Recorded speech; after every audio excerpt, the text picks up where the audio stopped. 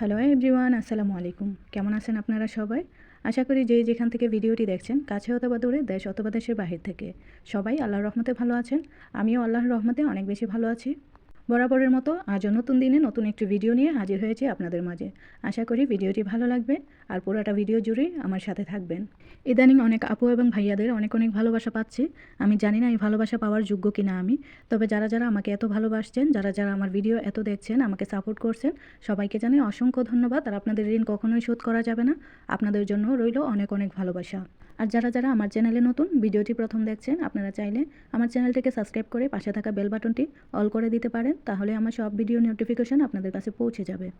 আর যারা যারা সৌদি আরবের রান্নাবান্না দেখতে পছন্দ করেন, মানে হচ্ছে সৌদি আরবের খাবারের রেসিপি দেখতে পছন্দ করেন, তারাও চাইলে কিন্তু আমার চ্যানেলটিকে সাবস্ক্রাইব করে রাখতে পারেন। আমি কিন্তু নিয়মিত সৌদি আরবের রান্নাবান্না শেয়ার করে থাকি আমার চ্যানেলটিতে। আর যারা যারা ভিডিওটি দেখতে দেখতে এই পর্যন্ত চলে আসছেন, তাদেরকে বলবো আশা করি পুরোটা ভিডিও জুড়েই আমার সাথে থাকবেন। ভিডিওতে আরও অনেক কিছু আছে যেগুলো দেখলে আশা করি আপনাদের ভালো লাগবে। আর অনেক আপুরা বলেন যে আপু আপনি এত সৌদি আরবের রান্নাবাড়া কীভাবে করেন, বা আপনাকে শুধু রান্নার কাজই করেন। হ্যাঁ, ওই সব আপুদের উদ্দেশ্যে বলবো, আপুরা আমি শুধু রান্নার কাজই করি। আমার কাজই হচ্ছে রান্না করা। আমার বাসায় আমি যেখানে আছি ওখানে হচ্ছে 2জন মুরব্বি, ওনাদের জন্য 3 বেলা রান্না করে খাওয়ানোই আমার কাজ। তাই আমি আপনাদের সাথে ভিডিওগুলো শেয়ার করি সৌদি আরবের মানুষরা কীভাবে চলে, কী খাওয়া দাওয়া করে, তাদের লাইফ স্টাইল কেমন।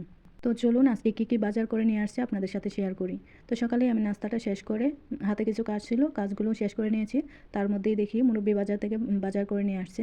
তো বাসায় কিছু সবজি শেষ হয়ে গিয়েছিল, ফল সবজি এগুলো নিয়ে আসছে। তো এখানে 2-3 রকমের ফল নিয়ে আসছে, কিউই, তারপরে হচ্ছে অনেক কিছুই যেগুলো আপনাদেরকে দেখাইলাম। আর এটা হচ্ছে আদা। আদা যদিও ওনারা হচ্ছে বেশি খায় না, তারপর নিয়ে আসছে। আর এটা হচ্ছে কুচা, আরবিতে বলে কুচা, আর টমেটো। আর অনেক কিছুই নিয়ে আসছে যেগুলো আপনারা ভিডিওতে দেখতে পারবেন। এটা হচ্ছে ক্যাপসিকাম, আর আছে গাজর, শসা ইত্যাদি। তো বাজারগুলো আমি এখন গুছিয়ে রাখবো। এটা হচ্ছে কলা, পেঁয়াজ, সব ধরনের বাজারই, মানে যা যা ছিল না বাসায় সবই নিয়ে আসছে। তো বাজারগুলো আমি এখন গুছিয়ে রাখবো। আমার বাসায় যখন বাজার করে এইভাবে বেশি করে সবজির বাজার করে নিয়ে আসে। এখন তো কমই নিয়ে আসছে, কারণ কিছুদিন আগে বাজার করেছিল, অনেকগুলো বাজার রয়ে গেছে, এই জন্য অল্পই বাজার করলো। তো আমি ফ্রিজ খুলে দেখতেছিলাম যে ফ্রিজে সবগুলো সবজি আটবে কিনা, নাকি আরও একটি ফ্রিজ চালু দেবো। তো এখানে এলাচি নিয়ে আসছে, এই এলাচগুলোকে আমি ব্লেন্ড করে রেখে দেবো। যারা যারা সৌদি আরবে থাকেন তারা তো অবশ্যই জানেন, ওনারা হচ্ছে বেশি করে এলাচ নিয়ে আসে, এলাচ দিয়ে হচ্ছে কফি দিয়ে খায়। তো আমি এইভাবে এলাচগুলোকে ব্লেন্ড করে রেখে দিয়েছি, সবগুলো একসাথে করিনি, মানে 2বার ব্লেন্ড করে রেখে দিলাম। এভাবে রেখে দিলে কি হয়, মানে আমার সাথে সাথে ব্লেন্ড করতে হয় না, তখন একটু ঝামেলা হয়ে যায়। তো আমি বেশি করে একটু ব্লেন্ড করে রেখে দিই, যখন দরকার হয় নিয়ে নিই। আর যেহেতু তাজা তাজা ফল নিয়ে আসছে, ফলগুলো একটু পানিতে ভিজিয়ে রাখছি, কুসুম গরম পানিতে, ঠান্ডা ছিল। তো ফলগুলোকে আমি এখন গুছিয়ে নেব দুপুরে খাওয়ার জন্য। ফলগুলো আগেই ধুয়ে রাখলাম এই জন্য, কারণ ঠান্ডা থাকে তখন মুরব্বিরা খেতে পারেন না।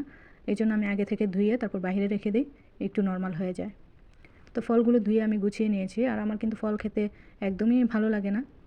তো স্ট্রবেরি ফলটা আমার খুব ভালো লাগে, এই জন্য আমি এটা কাটতেও হবে না, এই জন্য সহজেই খাওয়া যাবে। আমি একটা খেয়ে নিচ্ছি, কিন্তু খুবই মিষ্টি ছিল একদম।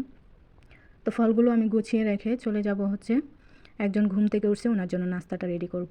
তো আমি 3টা ডিম সিদ্ধ করেছিলাম, ডিমগুলোকে আমি হচ্ছে ছিলে নিয়েছি। এখন হচ্ছে মানে কুচি করে নেব, ডিমগুলোকে কুচি করে এখানে সস দিয়ে দেব। যে যার জন্য নাস্তাটা রেডি করছি উনি হচ্ছে এভাবে কুচি করে একটু সস দিয়ে দিলে তারপর হচ্ছে রুটি দিয়ে খেয়ে নেয়।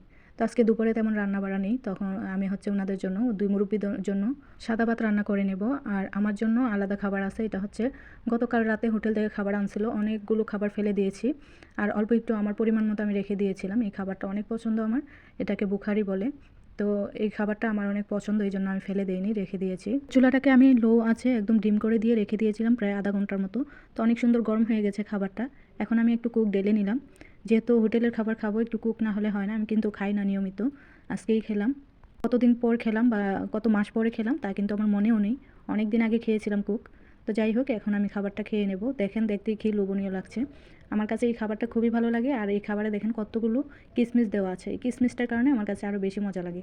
আমার কিশমিশটা খেতে খুবই ভালো লাগে। তো এখন আমি খাওয়া দাওয়া করবো, সাথেই থাকুন। আমি খুবই খুবই সরি, আপনাদের যদি খেতে ইচ্ছে করে, আমার কিন্তু কিছু করার নেই, এই জন্যই দুঃখিত বলে নিলাম আগে। তো চলুন খাওয়া দাওয়া করি।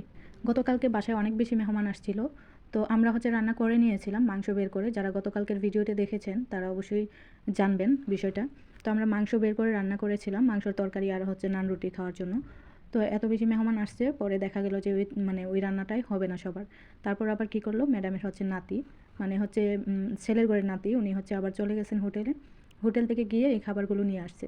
তখন আবার দেখা গেল কি ওরা কিন্তু একদম কম খাবার খায়, বেশি খায় না। আমরা যে রান্নাটা করেছিলাম ওইটা দিয়েই সবার হয়ে যেত, তো আমরা ভাবছিলাম যে হবে না, এই জন্য আবার যে হোটেল থেকে খাবার নিয়ে আসছে। তো খাবার নিয়ে আসার পর অনেক খাবার বেঁচে গিয়েছিল। তো আমার বাসার যে মুরব্বী আছেন উনি হচ্ছে বাসি খাবার খেতে পারেন না, ওনার অনেক সমস্যা, খাওয়ার সাথে সাথে ওনার বুক জ্বালাফোড়া করে, এই জন্য খায় না। তো আমাকে বলছিল যে তুমিও যদি না খাও ফেলে দাও। তো আমি ভাবলাম যে না, এই খাবারটা আমার খুব প্রিয়, তো আমি এটা অল্প একটু রেখে দেবো আমার জন্য। তো রেখে দিয়েছিলাম, আজকে গরম করে খেয়ে নিলাম। আর খাওয়া দাওয়া শেষ করে আমি হচ্ছে এখানে খেজুর, চার কাপ, কফির কাপ এগুলো গুছিয়ে রেখে গেলাম। এখন আমি চলে যাব ঘুমাতে। তো ঘুম থেকে উঠে এসে হচ্ছে চা কফি বানাতে বানাতে লেট হয়ে যায়, আজান দিয়ে দেয়। ওনারা হচ্ছে আজানের পর নামাজটা পড়েই বসে পড়ে খাওয়ার জন্য চা কফি। তো আমি আগে সব কিছু রেখে চলে যাই, ঘুম থেকে উঠে এসে কফিটা বানিয়ে নিলে আমার আর কাজ থাকে না। তো ঘুম থেকে উঠে এসে আমি হচ্ছে কফিটাও বানিয়ে নিলাম, এখন ঢেলে নিচ্ছি। তো ওনারা হচ্ছে প্রতিদিন মাগরিবের নামাজটা পড়েই সবাই চলে আসে এখানে। ম্যাডামের নাতি, ছেলে, মেয়ে সবাই এখানে বসে বসে, মানে যারা কাছে বা বাসার কাছে তারা আসে, আবার কয়েকজন আছে বাসার থেকে অনেক দূরে, ওনারা প্রতিদিন আসে না, প্রত্যেক বৃহস্পতিবারে আসেন ওনারা। তো যাই হোক, আমি হচ্ছে কফিটা বানিয়ে দেওয়ার পর ম্যাডাম বলো যে একটু দুধ বানাও, বসে বসে দুধ খাবো। তো আমি ওনার জন্য হচ্ছে নিরু দুধ মানে লিকুইডভাবে বানিয়ে নেব। ওনারা হচ্ছে এই দুধটা বানালে এখানে হচ্ছে গোলমরিচ দেয়, তো আপনি দেখতে পারবেন আমি কীভাবে বানাই। তো আমি দুধটা দিয়ে নেড়ে নিচ্ছি, মিক্স করে নিচ্ছি সবগুলো। এখন আমি দিয়ে দেবো পরিমাণ মতো চিনি। তো যখন উনি বললো গোলমরিচ দিতে, প্রথম যখন আমি আসছিলাম, যখন দেখছি যে দুধ ওরা হচ্ছে গোলমরিচ দিয়ে বানায়, তখন আমি অবাক হয়ে গেছি যে দুধের ভেতর কীভাবে গোলমরিচ দেয়। তো পরে মানে আস্তে আস্তে অভ্যস্ত হয়ে গেছি। আমি জানি অনেকেই প্রশ্ন করবেন যে দুধের ভেতর কেন গোলমরিচ দেয়, তার জন্য আমি আগেই বলে দিচ্ছি কথাটা। ওনারা এইভাবেই খায়। তো এই 2টা ব্রেড ছিল যেগুলো হচ্ছে ডেট ওভার হয়ে গেছে, 2 দিন ওভার হয়ে গেছে। এগুলো আমার খেতে খুবই ভালো লাগে। দুঃখের বিষয় ফেলে দিতে হচ্ছে, কারণ ডেট ওভার হয়ে গেছে, আমার চোখের সামনে ছিল 2 দিন, খাবো খাবো করেও খাওয়া হয়নি। দুঃখের বিষয়, আপনাদের সাথে কথা বলতে বলতে চলে এলো বিদায় বেলা, এবার বিদায় নিতে হবে। সবাই ভালো থাকবেন, সুস্থ থাকবেন, দেখা হবে নেক্সট ভিডিওতে। আশা করি ততক্ষণ পর্যন্ত কেউ আমাকে ভুলে যাবেন না, আমাকে মনে রাখবেন আর আমার ভিডিওগুলো নিয়মিত দেখবেন, আপনাদের কাছে ভালো লাগবে ইনশাআল্লাহ। তো ভালো থাকবেন, সুস্থ থাকবেন, আল্লাহ হাফেজ।